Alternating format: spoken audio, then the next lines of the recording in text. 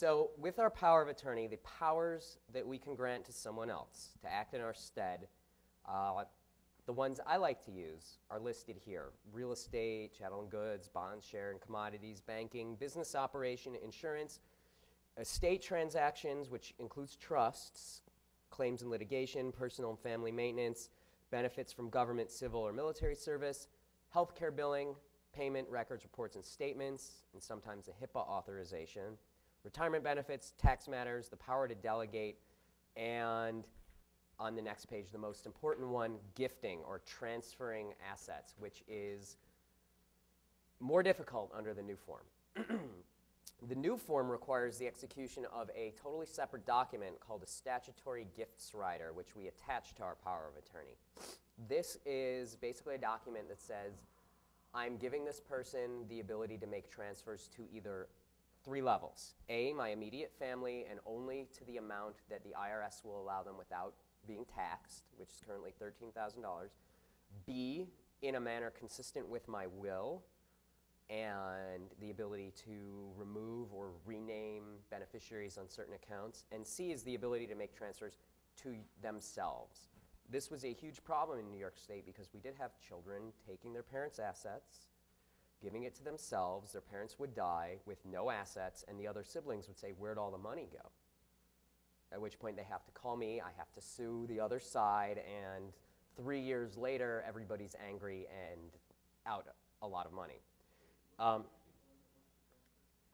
The limit for transfers without incurring a federal gift tax penalty is $13,000 per year per person, and you have a $1 million lifetime credit that you can dip into as well, which doesn't renew. It's just over your life. You have that million you can tap into. So the importance of gifting that I'm talking about is protecting assets from creditors, Medicaid planning, taking advantage of that annual gift tax exclusion. So if you want to avoid estate tax, you could give $13,000 a year to each of your grandchildren and deplete your estate. Fulfilling charitable gift plans or flexibility for unseen contingencies.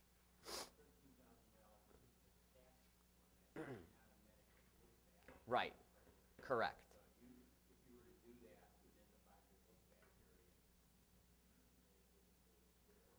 Yes, if you give anything over in Monroe County, it's $500. That sets off a red flag to the workers who are going to review your financial records for the last 5 years.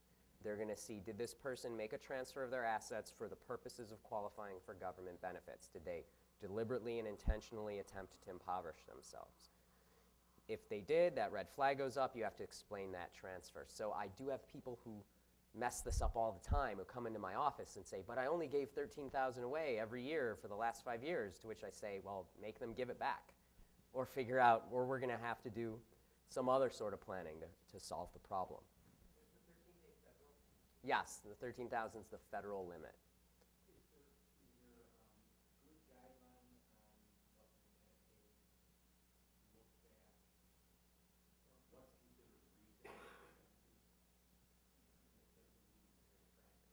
Okay, so my understanding is the question is what's considered a reasonable expenditure versus what's considered a gift or an uncompensated transfer for the purposes of qualifying for benefits. Okay, there's all sorts of rules about what you can spend down, what are valid, medical expenses, attorney's fees, which I always tell my clients, a car, house repairs.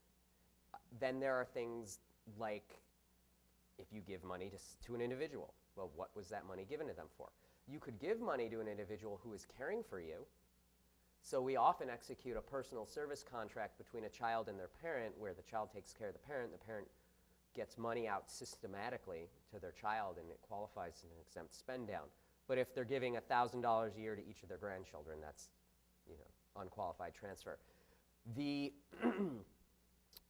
best answer I can tell you is we fight this every day, and we will go and perform a fair hearing to determine whether certain transfers were valid or not.